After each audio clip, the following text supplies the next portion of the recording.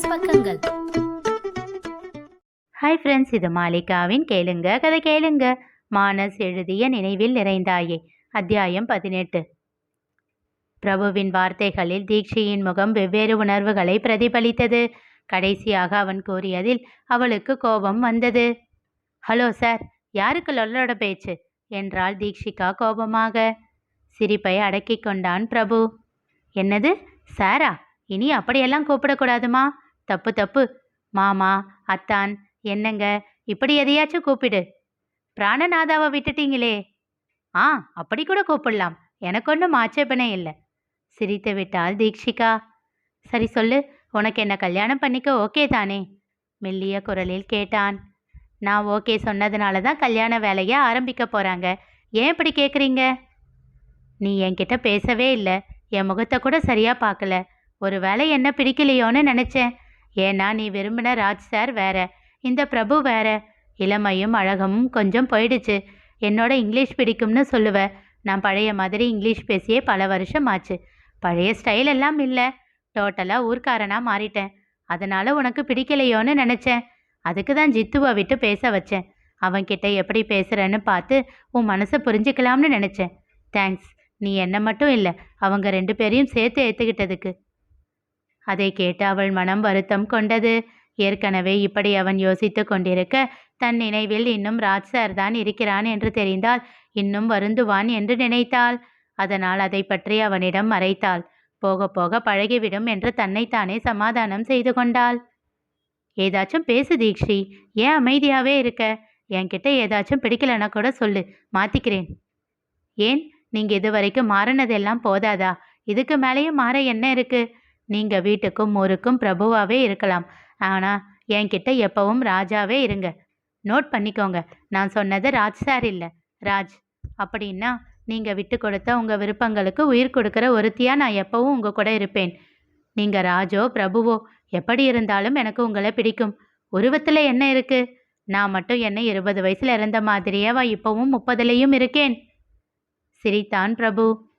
எதுக்கு சிரிக்கிறீங்க? நீ சொன்னாதான் உனக்கு 30ன்னே தெரியுது. போதும் போதும், ரொம்ப ஐஸ் வைக்காதீங்க. உரக்க சிரித்தான் பிரபு. இனி நீங்கள் பேசணும்னா டைரெக்டாக கால் பண்ணுங்க. இந்த நண்டு சிண்டு எல்லாம் வேண்டாம், நான் உங்ககிட்ட தனியாக பேசிக்கிறேன். தேங்க்ஸ். எதுக்கு? என்ன புரிஞ்சுக்கிட்டதுக்கு, என் பசங்களை ஏற்றுக்கிட்டதுக்கு. இனி நம்ம பசங்க. தேங்க்ஸ். மறுபடியுமா? குறும்பாக கேட்டாள். இந்த குறும்பெல்லாம் நல்லா தான் இருக்கு, பட் வாங்க போங்க அவ்வளோதானா? என்னை எப்படி கூப்பிட போற? இதோ வரேம்மா, அம்மா கூப்பிடுறாங்க, நான் அப்புறமா பேசுகிறேன். ஏய் வாளு. அவன் கத்தி கொண்டிருக்கும் போதே அழைப்பை துண்டித்து விட்டாள் தீக்ஷிகா. எப்படியும் கல்யாணத்துக்கு அப்புறம் என்கிட்ட சிக்கதானே போற, தனக்குள் சொல்லிக்கொண்டு சிரித்தவன் முகத்தில் சின்னதாக வெட்கம் பூத்தது. கண்ணாடியில் தன் முகத்தை இப்படியும் அப்படியும் திருப்பி பார்த்தான். அவ்வளவு வயசு ஆகலைல்ல, நல்லா தானே இருக்கும். தன்னைத்தானே சமாதானம் செய்து கொண்டான். மறுநாள் ஞானாம்பிகையின் எண்ணீர்க்கு அழைத்து விஸ்வேஷிடம் பேசினாள் தீக்ஷிகா. அவனும் முறுக்கி கொண்டான். எதுக்கு எங்கள் அப்பாவை முதல்ல வேண்டாம்னு சொன்னீங்க? ஓ, சாருக்கு அந்த கோபமா? மனதிற்குள் எண்ணிக்கொண்டவள். அது உங்கள் அப்பாவை தாடியோட பார்க்க நல்லாவே இல்லையா, அதனால தான் வேண்டாம்னு சொன்னேன் என்றாள். ஆமா, இல்லை, எனக்கும் பிடிக்காது. ஷேவ் பண்ண சொன்னால் அப்பா பண்ணவே மாட்டேன்றாரு, சோகமாக கூறினான் விஷு.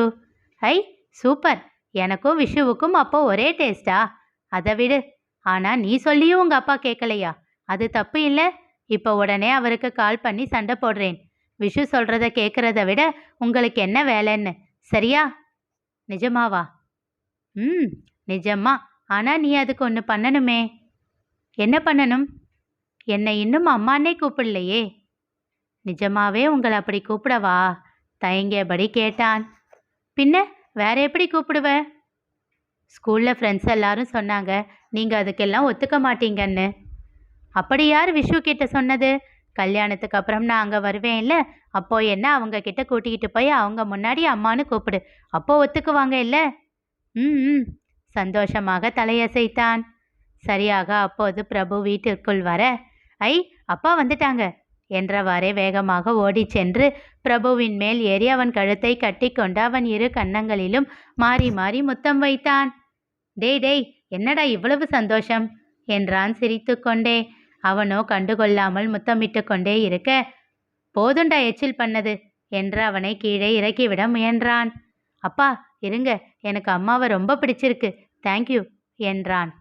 அதை கேட்டு சந்தோஷம் கொண்டாள் தீக்ஷிகா. ஓஹோ என்றான் பிரபு. அப்பா 1 மினிட் இருங்க என்று விட்டு காதில் போனை வைத்து, ஹலோ அம்மா என்றான். சொல்லு விஷு. அப்பாவை திட்டுறேன்னு சொன்னீங்கல்ல, திட்டுங்க. அதை கேட்டு திகைத்தாள் தீக்ஷிகா. ஓ, உங்க அம்மா என்ன திட்ட போறாளா? எதுக்குடா? எனக்கு பயமா இருக்கே. ஐ அம்மா, அப்பா பயப்படுறாங்க. இப்போவே நான் ஸ்பீக்கரில் போடுறேன், திட்டுங்க நல்லா. டேய் நீ ஏன் கட்சி தானே, இப்போ என்னடா அவ கட்சிக்கு மாறிட்ட?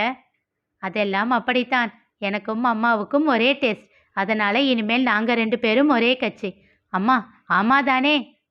அவள் பதில் சொல்லும் முன், ஆமா ஆமா ரொம்பத்தான், போட அந்த பக்கம் என்றவாறே அவன் கையில் இருந்து போனை பறித்து கொண்டு, அம்மா என்ன திட்டுறதெல்லாம் நீ கேட்கக்கூடாது என்று சொல்லிக்கொண்டே ஸ்பீக்கரை ஆஃப் செய்துவிட்டு காதில் வைத்து, மேடம் பார்த்து கொஞ்சமாக திட்டுங்க என்றவாறே மாடி ஏறி தன் அறைக்குள் சென்று விட்டான். கையில் காஃபியோடு வந்தாள் பிரகதி. எங்கடா அவன்? ரூம்ல. காஃபி குடிக்காம எதுக்குடா போனான் என்றவாறே அவள் மாடி ஏறப்போக குறுக்கே நின்று அவளை வழிமறித்தான் விஸ்வேஷ். என்னடா? அப்பா அம்மா கிட்ட ஃபோன் பேசிகிட்டு இருக்காரு, ஸோ இப்போ அப்பாவை டிஸ்டர்ப் பண்ணக்கூடாது, ஸ்ட்ரிக்ட் ஆஃபீஸர் போல கூறினான். அடேங்கப்பா என்றவள், ரொம்பதாண்டா என்றவாறே அவனை முறைத்துவிட்டு மீண்டும் சமையலறைக்குள் சென்று விட்டாள் பிரகதி. இதையெல்லாம் சோஃபாவில் அமர்ந்து பார்த்து கொண்டிருந்த ஞானாம்பிகையின் மனம் நிறைந்து போனது. இனி நிகழப்போவது என்ன தெரிந்து கொள்ள தொடர்ந்து கேளுங்க, கதை கேளுங்க. மீண்டும் சந்திப்போம்.